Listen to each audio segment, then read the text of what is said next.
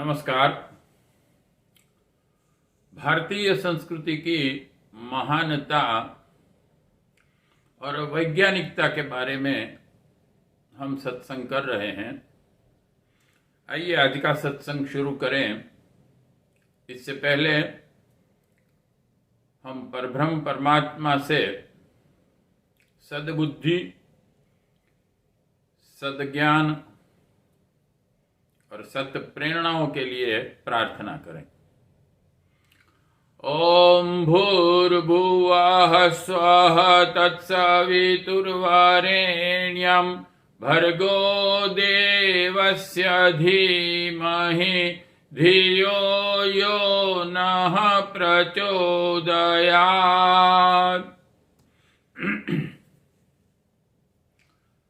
आत्मीय परिजन और हमारे सत्संगी मित्र, आज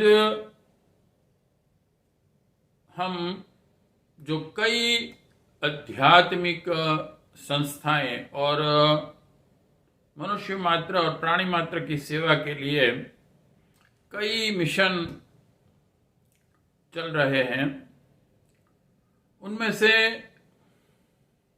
गायत्री परिवार क्या है और गायत्री परिवार का लक्ष्य क्या है, उसकी क्रिया पद्धति क्या है, उसका स्वरूप क्या है, दर्शन क्या है, फिलॉसफी उसके पीछे कौन सी है,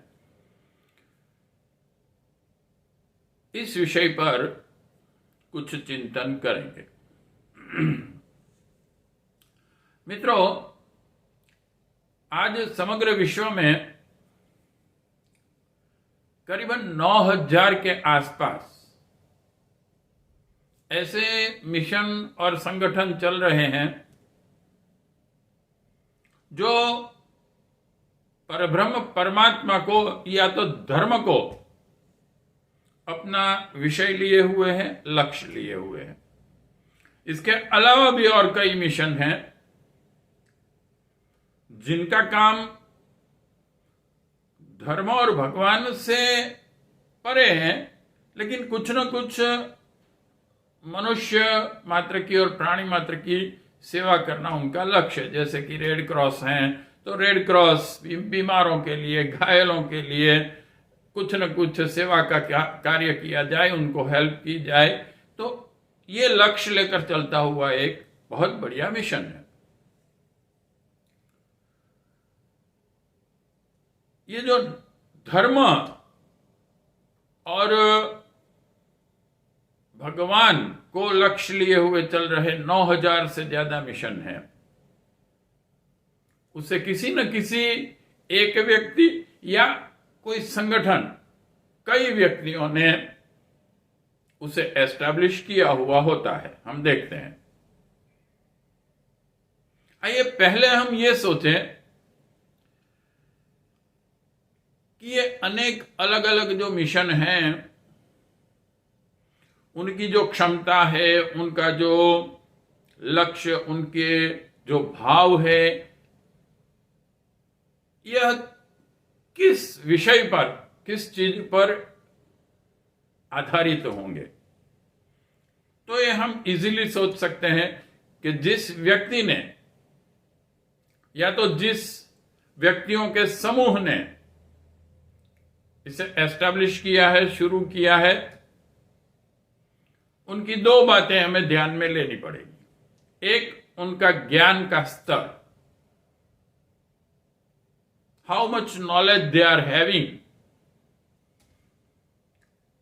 और दूसरा है उनका भावनात्मक स्तर, उनके हृदय में क्या भावनाएं पनप रही हैं, वो कैसी हैं। इन दोनों पर उस मिशन का लक्ष्य, कार्य पद्धति, ये सब आधारित रहेगा। अगर ज्ञान कम है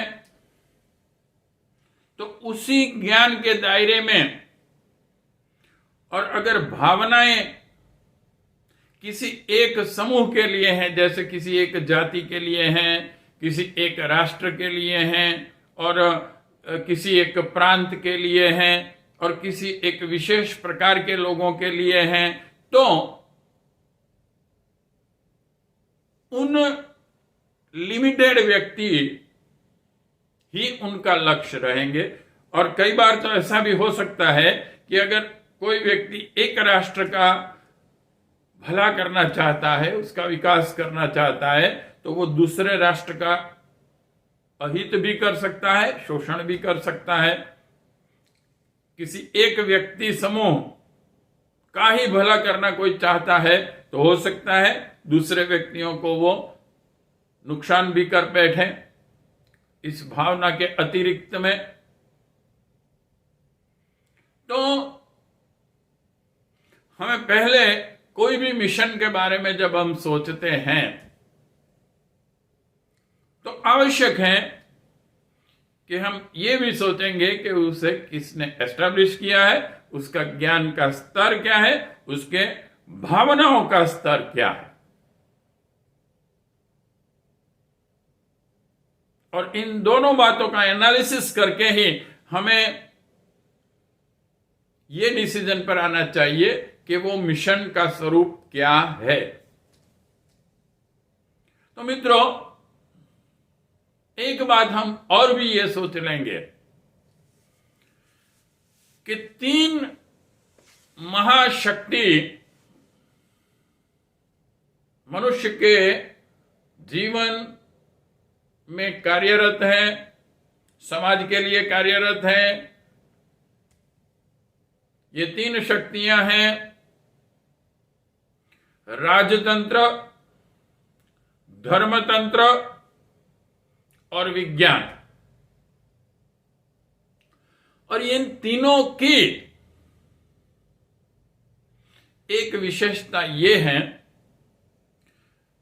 कि इन तीनों में से किसी को भी किसी एक दायरे तक सीमित नहीं रहना चाहिए।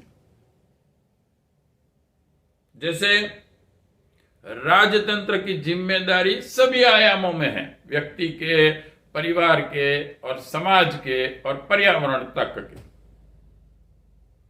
राजतंत्र को स्कूल बनानी पड़ेगी, हॉस्पिटल्स बनाने पड़ेंगे, रोड बनाने पड़ेंगे। राजतंत्र ये नहीं कह सकता कि नहीं नहीं हम तो भाई पहले बीमार लोगों की ही सेवा करेंगे, बस हॉस्पिटल में ही सब खर्च करेंगे। जो भी उनके पास क्षमता और उनका जो बजट है पूरे राष्ट्र के लिए, तो उसे सभी आयामों में इक्वल डिस्ट्रीब्यूट करके इक्वल विकास के लिए प्रयत्न करना पड़ेगा। ऐसा ही विज्ञान का भी है। आप देखिए, विज्ञान भी मनुष्य के जीवन के या तो समग्र विश्व के किसी भी विषय को छोड़ नहीं सकता है। उसकी पहुंच मनुष्य के मन से लेकर शरीर के छोटे से छोटे पार्ट्स, आरएनए, डीएनए, जीन्स तक, और विराट ब्रह्मांड क्या है, ये सब उसके विषय में और लक्ष्य में आता है। न तो विज्ञान ये कह सकता है कि हम एक सीमित दायरे में ही कार्यरत रहेंगे। ऐसा ही धर्मतंत्र का है। धर्मतंत्र को भी यह पूर्ण धर्म तब ही कहा जाएगा कि मनुष्य के जीवन के प्रत्येक आयाम में वो कार्यरत हो, उसका लक्ष्य। व्यक्ति, परिवार, समाज, पर्यावरण, ये सभी उसके दायरे में आते हैं। धर्म ये नहीं कह सकता कि हम सिर्फ एक उपासना पद्धति दे देंगे, बस यही पूर्ण है। तो हम इन बातों को ख्याल में रखते हुए आज का हम चिंतन करेंगे कि धर्मतंत्र की कितनी वाइड जिम्मेदारी है, और जितनी वाइड जिम्मेदारी वो लेगा उतना ही उसका स्तर अच्छा रहेगा और उतना ही वो पूर्ण मानव जाति और प्राणी मात्र के लिए एक बढ़िया मिशन साबित हो सकता है। लेकिन इन सब से पहले हमें एक और बात पर भी चिंतन करना पड़ेगा, और वो है हमारा वैदिक धर्म, हमारी देव संस्कृति, हमारा सनातन धर्म जिसे कहते हैं। मित्रों, जब हम यह सोचते हैं कि पूरे इतिहास में अभी तक कौन सा ऐसा समय रहा है जब बहुत बढ़िया तरीके से अच्छा राज्य चलता हो और उस राज्य में सभी मनुष्य और प्राणी मात्र बहुत आनंद से अच्छी तरीके से जी रहे हो, इसका जब एनालिसिस करते हैं तो जनरली ये हम जान पाते हैं कि राम राज्य को सबसे अच्छा राज्य कहा गया। और इस राम राज्य के लिए हम देखेंगे कई महापुरुषों ने भी सजेस्ट किया कि भाई ये राम राज्य सबसे बढ़िया राज्य था। जैसे कि तुलसीदास जी ने रामायण में कहा कि भाई राम राज्य इसलिए बढ़िया था, इसलिए बहुत ही अच्छा था क्योंकि वो वेदों के नियम पर आधारित था और वेदों के नियम से चलता था। गांधी जी ने भी अपनी आजादी की जो लड़ाई थी उसमें भी जो लक्ष्य बनाया हुआ था वो उन्होंने राम राज्य हम एस्टैब्लिश करेंगे, राम राज्य जैसा अच्छा हमारे देश का शासन बनेगा। और इस बात की प्रेरणा से लाखों व्यक्ति उनके साथ जुड़ गए कि हमारा लक्ष्य राम राज्य है। और हम ये भी हमने देखा कि राम राज्य क्यों अच्छा था, क्योंकि वो वेदों के नियमों पर चल रहा था। और वैदिक नियम को जब जब भी हम समाज में से वो कम हो गए या उन पर आधारित समाज नहीं रहा, तभी हम देखते हैं कि समाज में कुछ न कुछ गड़बड़ी पैदा हुई। हम देखते हैं कि 1200 साल पहले शंकराचार्य जी को भी वैदिक धर्म को एस्टैब्लिश करने के लिए प्रयत्न करना पड़ा। उसके बाद भी कई महापुरुषों ने वैदिक धर्म को समझाने के लिए प्रयत्न किया। सतवल्लेकर जी आए, परम पूज्य सतवल्लेकर जी, इन्होंने 4 वेदों का ट्रांसलेशन करके विश्व के समक्ष रखा और समझाने का प्रयत्न किया कि वैदिक संस्कृति क्या है, वेद क्या है। उसके बाद जिन्होंने आर्य समाज को एस्टैब्लिश किया, हमारे परम पूज्य दयानंद सरस्वती जी, उन्होंने भी वैदिक ज्ञान को बढ़ावा देने और पूरे विश्व को वेद का ज्ञान क्या है ये समझाने का प्रयत्न किया। तो हम जब वैदिक संस्कृति और वैदिक ज्ञान को देखते हैं, वेदों के बारे में कहा गया है कि वो अपौरुषेय हैं। परब्रह्म परमात्मा ने सृष्टि का सर्जन किया तो उसके साथ साथ वेदों के ज्ञान का पहला सर्जन हुआ और उस वेदों के ज्ञान पर सृष्टि का सर्जन हुआ, संचालन हुआ और परिवर्तन भी हो रहा है, जिसे हम ब्रह्मा विष्णु महेश की 3 शक्तियां कार्यरत हैं कहते हैं। तो जब हम युग निर्माण योजना पर आते हैं, जिसे गायत्री परिवार के नाम से भी जाना जाता है, आइए समझने की कोशिश करें कि इन विषयों पर और इन विषयों के दृष्टिकोण से परिप्रेक्ष्य में हम जब चिंतन करते हैं तो गायत्री परिवार क्या है। पहले हम ये देखेंगे कि गायत्री परिवार को एस्टेब्लिश कैसे किया गया और किसने किया। तो हम जानते हैं परम पूज्य गुरुदेव का जो पुस्तक है हमारी वसीयत और विरासत, उसमें से हम जान सकते हैं कि गुरुदेव जब 15 साल के थे तो उनके गुरुदेव जो हिमालय में हैं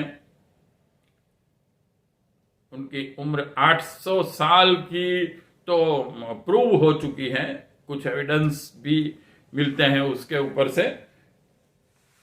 लेकिन अभी एक YouTube पर मैंने एक हमारे जो बड़ौदा में हैं नासा के एक साइंटिस्ट हैं दिव्य दर्शन पुरोहित जी, उनका एक लेक्चर, बहुत बढ़िया लेक्चर उन्होंने रखा था YouTube पर, और उसमें उन्होंने प्रूव कर दिया अलग अलग शास्त्र और कई एविडेंस रखकर, कल की पुराण से लेकर कई शास्त्रों में, कि दादा गुरुदेव हैं वो परम पूज्य परशुराम जी हैं और इनकी उम्र 18,000 साल 18,000 ईयर्स है।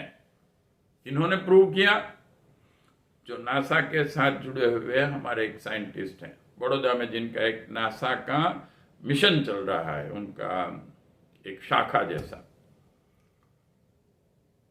तो युग निर्माण योजना का जो पूरी डिजाइन बनाई गई, हम कह सकते हैं कि उसकी जो फिलॉसफी है, उसकी जो क्रिया पद्धति है कि क्या कार्य करने हैं हमें, उसका दर्शन, स्वरूप और कार्यक्रम, ये सभी जिन्होंने बनाया वो ऐसे महान हिमालय के योगी ऋषि हैं और उनके साथ जुड़े हुए हैं। हम जानते हैं गुरुदेव ने कहा था कि मुझे जब 4 बार हिमालय बुलाया गया 1-1 साल के लिए, युग निर्माण योजना का स्वरूप क्या है और इसे कैसे क्रियान्वित करनी है ये समझाने के लिए, तो उसमें कई ऋषि मुनि भी वहां दादा गुरुदेव के साथ जो रहते हैं, सैकड़ों ऋषि मुनि, जिसमें से सभी ने अपने अपने काम भी गुरुदेव को दिए और उनकी जो टीम है उन्होंने मार्गदर्शन दिया। तो दादा गुरु और इन सभी ऋषि मुनियों की टीम, कई जैसे कि याज्ञवल्क्य ऋषि ने कहा कि बेटा यज्ञ की प्रक्रिया और यज्ञ का विज्ञान मैंने जो एस्टैब्लिश किया था वो नष्ट होने जा रहा है, तो पूरी मानव जात और प्राणी मात्र और पर्यावरण के लिए भी यह विज्ञान श्रेष्ठ है। तो बेटा तुम यज्ञ का प्रसार प्रचार, उसके विज्ञान को, विश्व को समझाओ। ऐसे प्रत्येक ऋषियों ने, आयुर्वेद के ऋषियों ने आयुर्वेद के लिए उनको जिम्मेदारी दी गुरुदेव को, और इस युग निर्माण योजना में ये सभी विषय ले लिए गए। तब हम सोच सकते हैं कि इतने बड़े योगी, इतने बड़े महान ऋषि, इतने बड़ी ऋषियों की टीम, दादा गुरुदेव, इनके ज्ञान का स्तर क्या होगा और इनके हृदय की भावनाएं क्या होगी। हम कह सकते हैं कि इतना ऊंचा ज्ञान और इतनी ऊंची भावनाएं कोई ही विश्व में हो, ये बहुत कम पॉसिबिलिटीज है। तो हमारी युग निर्माण योजना की जिसने डिजाइन की, जिसको क्रियान्वित करने के लिए जिन्होंने प्रेरणा दी, उनका हमने देखा व्यक्तित्व और उनका ज्ञान और हृदय की भाव। हृदय में यही भाव होंगे कि प्राणी मात्र के प्रति प्रेम और प्राणी मात्र का कल्याण। और इसी लक्ष्य को लिए हुए जो युग निर्माण योजना का बेसिक पहला जो आदर्श है, जब इसे एस्टैब्लिश किया गया तो पूरे विश्व में करीबन 600 करोड़ व्यक्ति थे। तो गुरुदेव कहते थे कि इन 600 करोड़ व्यक्तियों के अंदर देवत्व का जागरण, देवत्व सद्गुण, देवत्व का अर्थ होता है सद्गुणों का जागरण। प्रत्येक सद्गुण एक देवता है। 600 करोड़ व्यक्तियों के अंदर देवत्व का जागरण और धरती पर स्वर्ग का अवतरण। हम इस धरती को इसी जीवन में ये नहीं कहा गया युग निर्माण योजना में कि मरोगे, मरने के बाद तुम्हें स्वर्ग मिलेगा, और ऐसी कल्पनाएं नहीं की गई है। लक्ष्य यही बनाया गया कि जहां हम जीवन जी रहे हैं, 600 करोड़ व्यक्ति और समग्र प्राणी पर्यावरण हमारा है, इन सब की भलाई के लिए, और इन 600 करोड़ व्यक्ति जिसके टारगेट हैं, उनमें देवत्व का जागरण, धरती को ही हम स्वर्ग बनाएंगे, ये लक्ष्य। तो किसी एक समूह के लिए, किसी एक राष्ट्र के लिए युग निर्माण योजना नहीं है। हम चाहते हैं कि मनुष्य मात्र और प्राणी मात्र का कल्याण हो।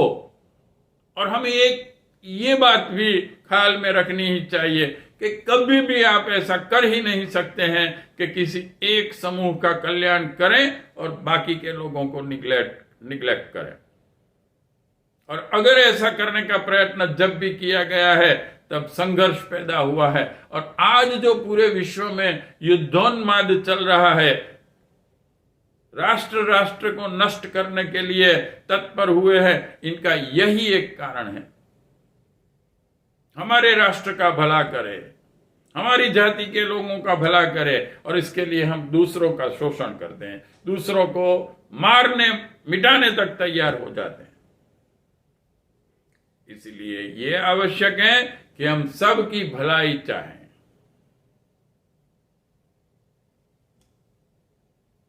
और यही हमारा वैदिक धर्म कहता है। और इसीलिए युग निर्माण योजना का जो बेस है, वो है हमारा वैदिक धर्म। इसलिए दो विशेषताएं युग निर्माण योजना की आप देख सकेंगे। एक, प्योर वैदिक धर्म लिया गया, इसमें कोई चेंजेस नहीं किया गया। 4 वेद हमारे मुख्य धर्म पुस्तक हैं, उनको ही मुख्य धर्म पुस्तक कहा गया। गायत्री मंत्र हमारा मुख्य मंत्र है, जिसे गुरु मंत्र कहा जाता है, जिसे वेद माता कहा जाता है। गायत्री मंत्र को ही श्रेष्ठ मंत्र युग निर्माण योजना में लिया गया। कोई नया मंत्र बनाया नहीं गया है। जो आप ब्रह्मा पुराण पढ़ेंगे तो जो हमारी थियरी है वेदों की कि परब्रह्म परमात्मा अकेले थे, उनको लगा कि एको हम बहुश्याम, मैं एक में से अनेक हो जाऊं, और समग्र सृष्टि की और जीव मात्र की रचना उन्होंने अपने अंश सबको बनाकर अलग अपने से पैदा करके अनेक कोटि कोटि जीव और कोटि कोटि ब्रह्मांड बनाए। आज का विज्ञान बिग बैंग थियरी जैसे कहता है। और इन दोनों के कंपैरिजन में वेदों की थियरी ज्यादा सटीक है। और जब ब्रह्मांड का निर्माण करने के लिए इस ब्रह्मा पुराण में भी कहा गया कि ब्रह्मा ने गायत्री मंत्र पर तपश्चर्या की, गायत्री मंत्र उनको सुनाई दिया आकाशवाणी के रूप में, और तब उनको वो शक्ति मिली कि जिससे उन्होंने कोटि कोटि ब्रह्मांड का सृजन किया। ब्रह्मा उत्पादन शक्ति है, विष्णु पालनहार शक्ति है, और शिव परिवर्तन की शक्ति है। ये 3 बेसिक शक्तियां, जो चेतना है गायत्री माता जिसे हम कहते हैं, और जो परब्रह्म परमात्मा निराकार अव्यक्त अवस्था में है, उनका जो संकल्प पहले चेतन रूप से थोड़ा दृष्टिगोचर हो सके, जिसके बारे में हम चिंतन कर सकें, उसे हमने चेतन तत्व गायत्री माता का स्वरूप समझाने के लिए दिया गया, गायत्री मंत्र। उसे ही हमने मुख्य मंत्र लिया युग निर्माण योजना में। वेदों को मुख्य हमारे पुस्तक पूरे विश्व के समक्ष हमने करोड़ों वेदों की स्थापना की। हमने कॉलेजों से लेकर स्कूल और घरों तक वेद स्थापन का एक हमारा अभियान भी चला। तो इस वैदिक धर्म को हमने बेसिक किया। प्योर स्वरूप में। जो ज्ञान राम को दिया गया था, जो ज्ञान कृष्ण को दिया गया था गुरुकुलों में, वही वेदों के ज्ञान को हमने प्रायोरिटी दी। और दादा गुरुदेव ने इसलिए जो पहला काम परम पूज्य गुरुदेव को सौंपा था वो था चारों वेदों का ट्रांसलेशन।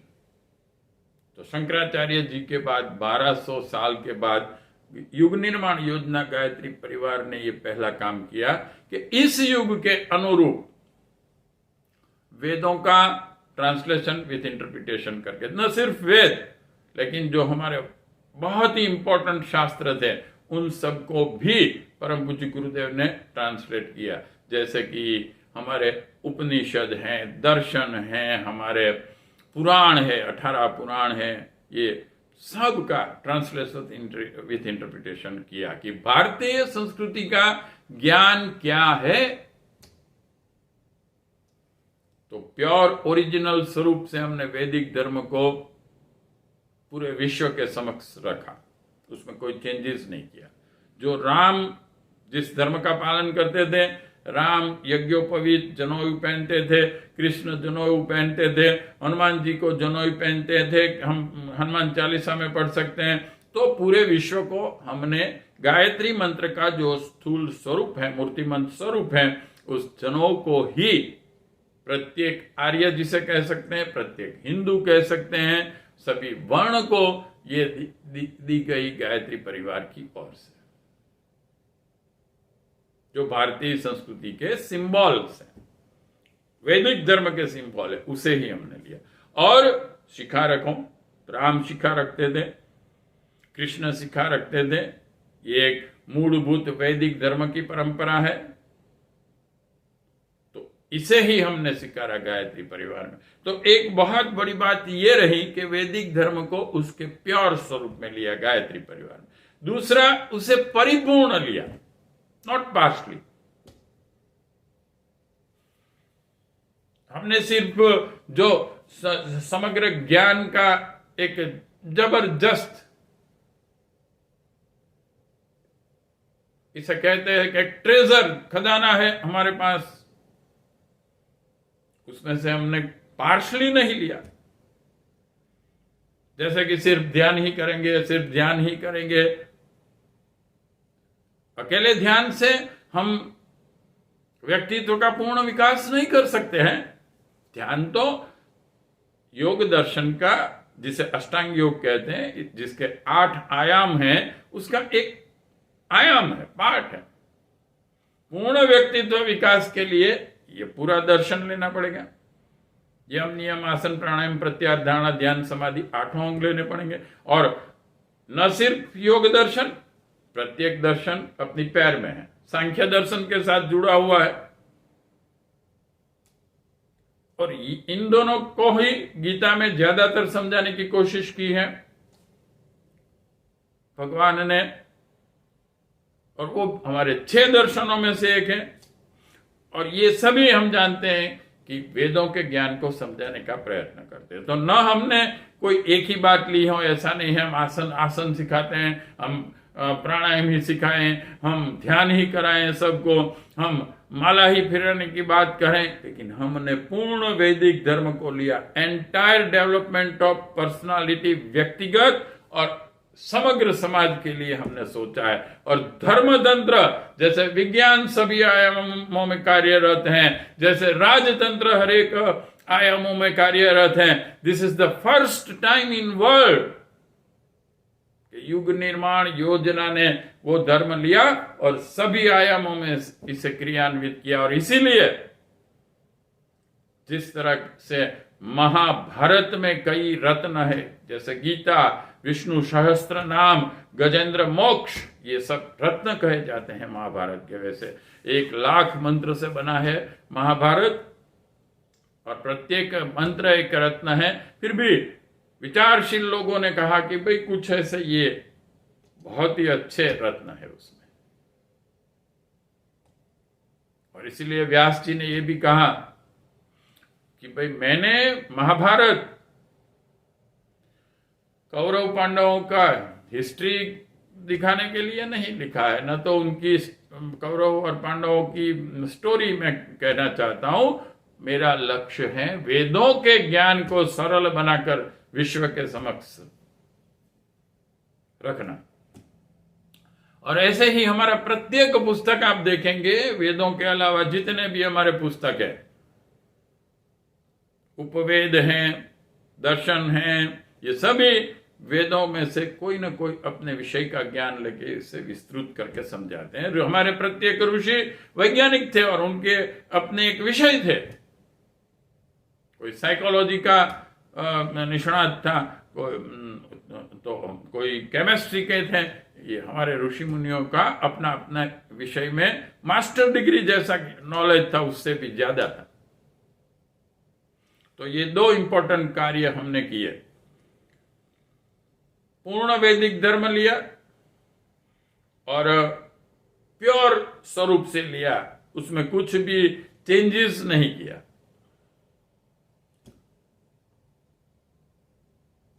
और इसी के लिए जो युग निर्माण योजना में कुछ रत्न है, युग निर्माण योजना को दादा गुरुदेव को समझाने के लिए 4 बार जो बुलाया एक साल के लिए हिमालय में, तो इस पूरी युग निर्माण योजना को संक्षिप्त में समझाने के लिए गुरुदेव के जो 17 वाङ्मय 70 पुस्तक रखी गई है, अलग अलग विषयों के पुस्तकों को इकट्ठा करके एक विषय बनाकर एक वाङ्मय सेट बनाया गया। 3200 पुस्तक जो गुरुदेव ने लिखे,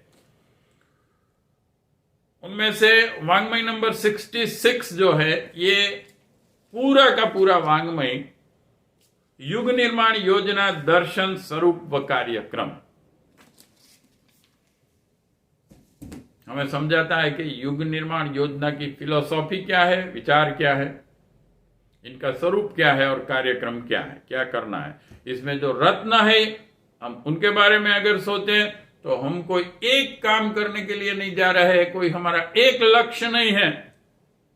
जैसे हमने देखा कि कई मिशन होते हैं जिनका कोई ना कोई एक लक्ष्य होता है, एक दायरे में होते हैं। तो उसमें से पहला रत्न है 100 सूत्री कार्यक्रम। हमारे 100 सूत्र है, 100 प्रकार के कार्य करने का हमारा लक्ष्य है पूरे विश्व के लिए। जब आप 100 सूत्री कार्यक्रम देखेंगे, जब बेसिकली स्वस्थ शरीर, स्वच्छ मन, सभ्य समाज, इन 3 भागों में कैटेगराइज किया गया है इसे। और इन 100 सूत्र में भी जब उनके सब डिवीजन हम देखते हैं तो 10 से लेकर 1000 तक के सब डिवीजन है। तो कितना विराट कार्य क्षेत्र हुआ हमारा। आप जहां पर भी हैं, आप जो भी चाहते हैं सब कुछ आपको मिल सकता है। आप फर्स्ट स्टैंडर्ड में आना चाहते हैं, पढ़ना चाहते हैं, यू आर मोस्ट वेलकम। युग निर्माण योजना में एक ऐसी बड़ी यूनिवर्सिटी है जिसमें फर्स्ट स्टैंडर्ड भी है। आप पीएचडी करना चाहते हैं, आइए, you are most welcome. PhD कक्षा का ज्ञान भी है।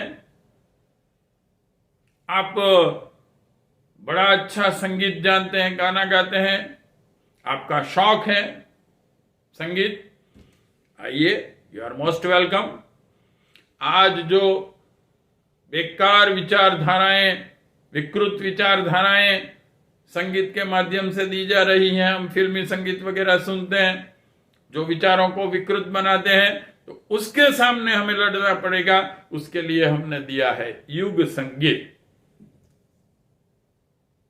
10,000 से ज्यादा हमारे पास इस युग के अनुरूप प्रेरणा गीत हमारे हैं, 10,000 से ज्यादा। मित्रों, वाङ्मय नंबर 71 से आप 79 तक का वाङ्मय देखेंगे और उसमें देखेंगे आपके पूरे युग संगीत के गीतों से भरे हुए हैं। 600 पन्ने का एक ऐसा पुस्तक है।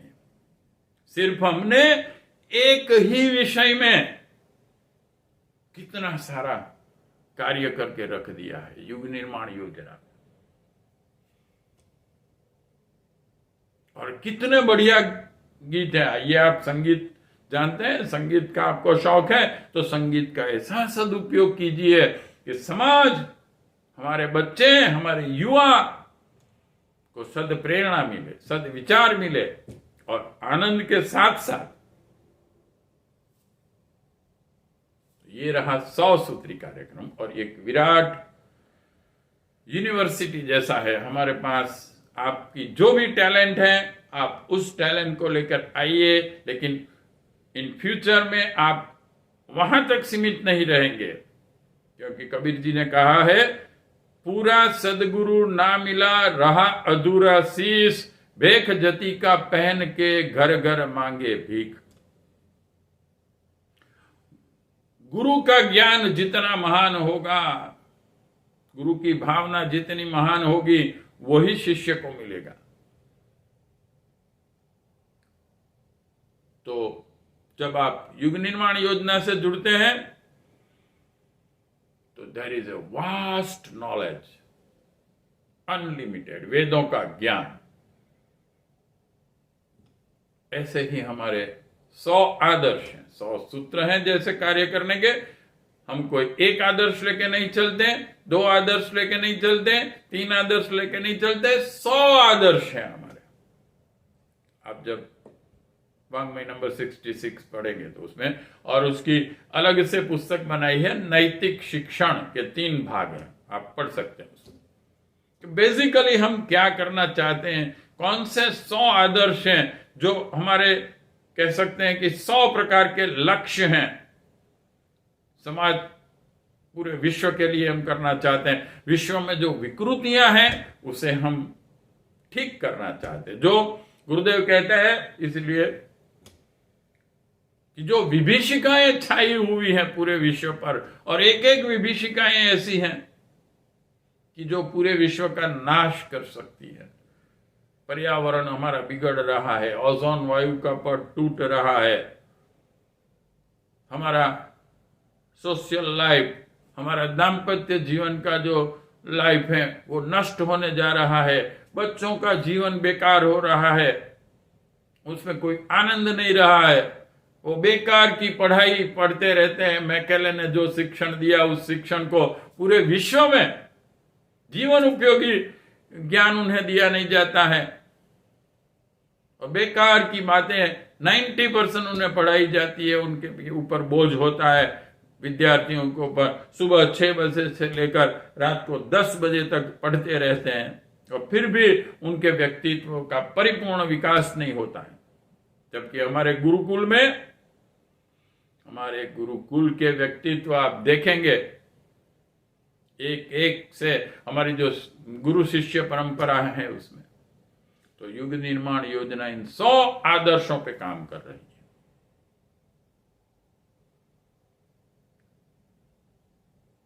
तो युग निर्माण योजना में आमंत्रण है, आप अपने व्यक्तिगत विकास के लिए, क्योंकि 3 लक्ष्य हैं हमारे, व्यक्ति निर्माण, परिवार निर्माण, समाज निर्माण। तो अगर आप चाहते हैं कि मैं राम कृष्ण, हमारी अवतारी चेतना जो हो गई है सभी, उनके जैसा मेरा व्यक्तित्व का विकास कर सकूं, तो हमें उस वेदों के ज्ञान को ग्रहण करना होगा, जो हमारी युग निर्माण योजना से आप जब जुड़ेंगे तब वही परंपरा शुरू होगी। राम को सबसे पहला काम, और भारतीय संस्कृति के सभी व्यक्ति को, न सिर्फ राम और कृष्ण, इसलिए इन्हें द्विज कहा जाता है कि जब बच्चा 6, 7, 8 साल का होता है, जब उसे ये फील होता है कि मैं सामान्य पशु नहीं हूं, मैं मनुष्य हूं, तो अपने गुरुकुल में गुरु के पास जाता है और ज्ञान प्राप्त करने के लिए प्रयत्नशील बनता है। तब सबसे पहला काम जो गुरु के द्वारा किया जाता था वो था मंत्र दीक्षा, गायत्री मंत्र की दीक्षा। क्यों? क्योंकि जो 4 वेदों में समग्र ब्रह्मांड का ज्ञान छिपा हुआ है, वो एक सूत्र गायत्री मंत्र में बीज रूप से है। आप अगर किसी के घर पे जाते हैं और बड़ा अच्छा सा एक वृक्ष उसके आंगन में है, अरे आप उसे कहेंगे कि मुझे तो बहुत पसंद आ गया, मैं चाहता हूं कि मेरे घर के पास भी ऐसा ही बड़ा और बढ़िया वृक्ष हो, तो मैं ये वृक्ष ले जाना चाहता हूं। तो ये आप नहीं कर सकते। It's a tough job rather. इतना बड़ा वृक्ष कैसे ले जाएंगे? लेकिन आप एक काम कर सकते हैं कि उसका बीज उनके पास से ले लें और अपने घर पर जाकर उसे बोए और उसको खाद दें, उसको पानी दे, उसकी पूर्ण सेवा करें, तो वही वृक्ष आपके आंगन में भी आ जाएगा। तो यही काम गुरु के द्वारा होता है, जिन्होंने, गुरु के बारे में हमारे शास्त्रों में कहा गया है कि 2 उनके गुण होने ही चाहिए। गुरु ब्रह्मनिष्ठ होने चाहिए और ब्रह्म क्षोत्र। उसने भगवान को, जैसे कि रामकृष्ण परमहंस को स्वामी जी विवेकानंद ने सबसे पहले प्रश्न किया था कि आपने भगवान को देखा है, तब बात कीजिए मुझे। तब रामकृष्ण परमहंस ने कहा था कि हाँ, मैंने देखा है और मैं तुम्हें दिखा सकता हूं। ऐसे गुरु वही, सदगुरु वही बन सकता है जो ब्रह्मनिष्ठ और ब्रह्म क्षोत्र, जिसने भगवान को जाना है, भगवान को पहचाना है, जिसने ब्रह्म साक्षात्कार किया है, आत्म साक्षात्कार किया है, प्रकृति साक्षात्कार किया है, पूरा ज्ञान वेदों का है जिसके पास, वो गुरु अपने शिष्य के व्यक्तित्व में जो 4 वेदों का ज्ञान बीज रूप से जिस मंत्र के अंदर रहे, जो पूरे ब्रह्मांड का सर्जन करने के लिए ब्रह्मा ने जिस पर तपश्चर्या की थी, वो सबसे पहला मंत्र जो अव्यक्त परब्रह्म परमात्मा ने जब संकल्प किया कि एको हम बहुश्यामी, में एक में से अनेक हो जाऊं, और वो जो शुभ संकल्प अचिंत्य अवस्था में से, अव्यक्त अवस्था में से, अनमैनिफेस्ट अवस्था में जो परात्पर ब्रह्म जिसे हम कहते हैं, उनका प्रादुर्भाव हुआ, और जिसे हम थोड़ा समझ सके, सूक्ष्म से स्थूल की ओर का पहला कदम वो है चेतन तत्व, चेतना, और ये है गायत्री, गायत्री मंत्र। इतना साइंस इसमें छुपा है। जैसे आइंस्टाइन ने एक सूत्र दिया, E=mc², छोटा सा है, लेकिन इसे समझाने के लिए, इसके ज्ञान को समझाने के लिए हजारों बुक्स हम लिख सकते हैं। What is M? Mass. What means mass? What is speed of light? We have to explain that what is light, how it is working, and what is the speed of light, and what is square. For that we have to understand mathematics also. ऐसा ही सूत्र गुरु के द्वारा अपने शिष्य के अंदर establish किया जाता है, बोया जाता है, और फिर शिष्य उस पर साधना करता है। यानी कि वो जो बीज है उसे खाद पानी देता है, उसका रक्षण करता है। जैसे एक फार्मर को अपने फार्म में उसका रक्षण करना पड़ेगा, उसको खाद देना पड़ेगा। इसे साधना कहते हैं। साधना हमारी साधना परम पूज्य गुरुदेव ने 2 वाङ्मय हमारे है, साधना से सिद्धि, पार्ट 1 एंड पार्ट 2। तो यही पहला काम हम गुरु के द्वारा होता है हमारे परम पूज्य गुरुदेव ने। इसीलिए इस महामंत्र को जिसे भूल गए थे, जिसको रिस्ट्रिक्ट कर दिया गया था कुछ सारथी तत्वों के द्वारा, और इसी वजह से जो हमारा इतना वैज्ञानिक धर्म था, जो विश्व कल्याण कर सकता था, इतनी क्षमता थी उसकी, जो राम और कृष्ण जैसे व्यक्तित्व बनाने की क्षमता जिस ज्ञान में थी, उसको धीरे धीरे भूलते गए। क्यों? गलत रिस्ट्रिक्शंस उस पर लगाए गए। गायत्री मंत्र किसी को नहीं दिया जा सकता। गायत्री मंत्र कान में कहा जाता है, विशेष लोग ही इस पर तपस्या करते हैं, और खास करके माताएं, बहनों, स्त्रियों के लिए उसे रिस्ट्रिक्ट कर दिया गया, वो नहीं कर सकती। परम पूज्य गुरुदेव is the first man in world. युग निर्माण योजना के द्वारा दादा गुरु के आदेश पर उन्होंने इस महामंत्र को, जिस मंत्र में ये ताकत है कि एक महापुरुष का निर्माण कर सकते हैं, उसे सर्वव्यापक बना दिया और सभी को दिया। अपनी तप शक्ति और अपनी पुण्य शक्ति के साथ न सिर्फ मंत्र दिया, पर पूज्य गुरुदेव कहते थे कि मेरा जो पुण्य है मेरे जीवन का, मेरा जो तप है, वो भी मैं अपने शिष्य को देता हूं। और इसकी अनुभूति जितने भी गायत्री परिवार के साथ जुड़े हुए हैं कार्यकर्ता, उनको हमेशा होती रहती है। तो ये युग निर्माण योजना का स्वरूप हमने देखा कि एक विराट योजना है। हम इस ज्ञान को अपने आप में स्थापित करें, क्रियान्वित करें। अगर हमें मनुष्य जन्म मिला है, उसका श्रेष्ठतम उपयोग करना है, तो हमें सच्चे धर्म को अपनाना होगा।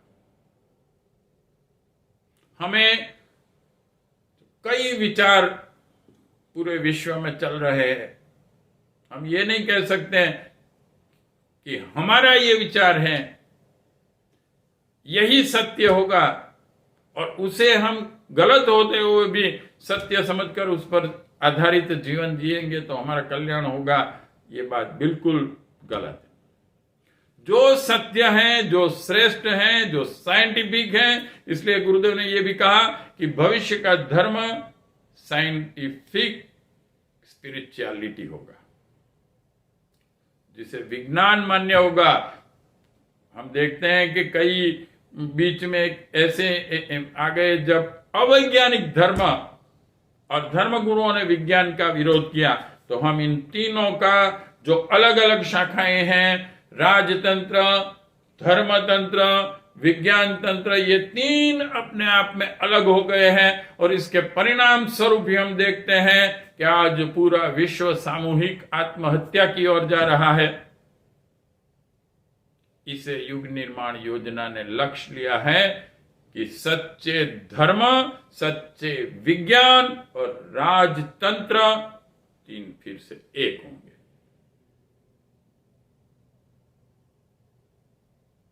और प्राणी मात्र के कल्याण के लिए कार्यरत रहेंगे। तो ये बहुत ही शॉर्ट में मैंने अपनी छोटी बुद्धि से, छोटे ज्ञान से एक ये कह सकते हैं कि धृष्टता की है, और एक विराट धर्म और विराट युग निर्माण योजना, जिसे गुरुदेव जैसे और दादा गुरुदेव जैसे महामानव ही समझ सकते हैं, उसको समझाने की धृष्टता की है अपनी छोटी बुद्धि से। तो जो भी गलती है वो मेरी है, और कुछ इसमें महानता लगे तो आप इसके साथ जुड़ सकते हैं और अपने जीवन को धन्य बना सकते हैं। इस पूरे सत्संग का मेरा जो लक्ष्य है, इसके द्वारा मैं प्राणी मात्र के कल्याण हो, उसके लिए, प्राणी मात्र के और मानव मात्र के कल्याण के लिए एक प्रयत्न रूप मेरा यह सत्संग था कि हम एक महान और विराट योजना को समझने की कोशिश करें। ओम तत्सत।